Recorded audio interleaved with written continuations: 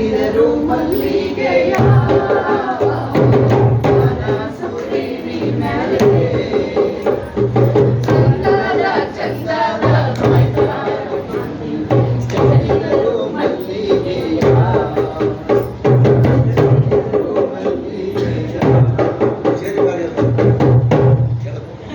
ಈ ಒಂದು ನೃತ್ಯ ರೂಪಕಕ್ಕೆ ಹಿನ್ನೆಲೆಯ ಧ್ವನಿಯನ್ನ ಕೊಡ್ತಾ ಇರ್ತಕ್ಕಂಥವ್ರು ತ್ರಿವೇಣಿ ಮಲ್ಲಪ್ಪನಹಳ್ಳಿ. ನಮ್ಮ ಮನೆಯ ಅಂಗಳದಲ್ಲಿ ಬಿಟ್ಟಿರುವ ಸಂಪಿಗೆ, ಸುವಾಸನೆ ಬೀರುವ ಸಂಪಿಗೆ, ಇದು ನೈಸರ್ಗಿಕವಾಗಿ ಬಂದಿರತಕ್ಕಂಥದ್ದು. ಓ ಹೆಂಡತಿ, ಯಾಕೆ ಮುನಿಸಿಕೊಂಡಿರುವೆ? ಪ್ರಭು ನಿನಗಾಗಿ ಮಲ್ಲಿಗೆ ಹೂ ತಂದಿರುವೆ, ಇದನ್ನು ಮುಡಿದು ನೀನು ನಾಳ ನಡೆಸು. ಎಲ್ಲಿ ನೋಡಿದರಲ್ಲಿ ಗಾಳಿ, ಅದು ನೋಡು ನೈಸರ್ಗಿಕವಾಗಿ ಹೂ ಬಿಟ್ಟಿರುವುದು ಮತ್ತೊಬ್ಬರಿಗಾಗಿ ಅಲ್ಲ, ಶಿವನ ಪಾದವನ್ನ ಸೇರಲು ಹಾಗೂ ಹೆಣ್ಣಿನ ಮುಡಿಯಲು. ಆಗ ಹೆಣ್ಣಿಗೆ ಹೃದಯವೇ ಪರಮಾನಂದ. ಮನೆಯ ಅಂಗಳದಲ್ಲಿ ಹೂಗಿಡಗಳು ಬಿಟ್ಟಿವೆ, ಅವು ಏತಕ್ಕಾಗಿ? ದೇವರ ಪೂಜೆಗಾಗಿ.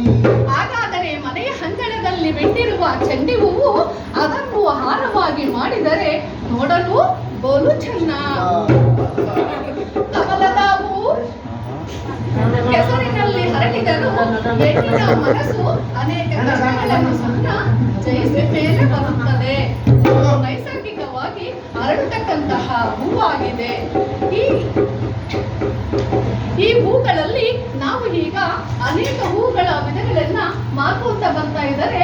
ಆ ಹೂವು ಮಲ್ಲಿಗೆ ಹೂವು, ಹೆಂಡತಿಗೆ ಇಷ್ಟವಾದ ಮಲ್ಲಿಗೆ ಹೂವು, ಹೆಣ್ಣಿಗೆ ಪಾರಿಜಾತ ಹೂವು, ಲವರ್ಸ್ಗೆ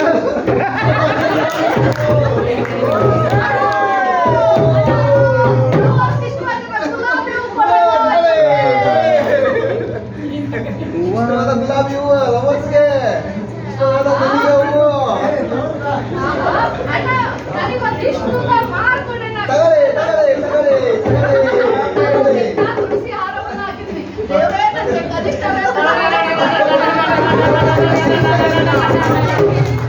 ಕೊನೆಯ ಹಂತದಲ್ಲಿ ನಾವು ನೃತ್ಯ ರೂಪಕದ ಮೂಲಕ ಮತ್ತೆ ಬರೆಸ್ತಾ ಇದ್ದೀವಿ.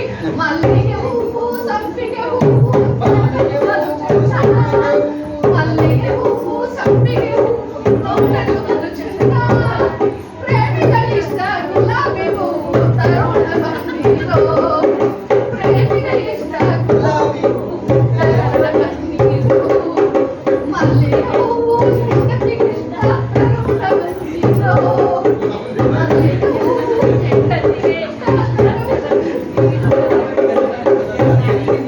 ಇದುವರೆಗೂ ಅವಕಾಶದಿಂದ ಕೇಳಿರ್ತಕ್ಕಂತಹ ನನ್ನ ಆತ್ಮೀಯ ಬಂಧುಗಳೇ, ನಿಮಗಾಗಿ ತಂದಿರುವೆ, ತಗೊಳ್ಳಿ ಹೂವಿನ ಪುಷ್ಪ ಮಾಲಿಕೆಯನ್ನು.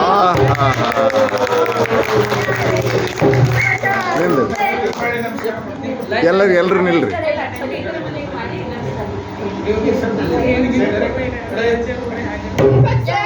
ನಿಜವಾಗಿ ಹೇಳೋದು ಒಂದೇ ಸಲ ನಮ್ಮ ತಂಡಕ್ಕೆ ದೀಪಕ್ ಈ ಹೂವಿನ ತಂಡವನ್ನು ರಚನೆ ಮಾಡಿದ ದೀಪಕ್ ಸರ್ ಜೋರ ಚಪ್ಪಾಳೆ ಸರ್ ಎಲ್ಲರೂ.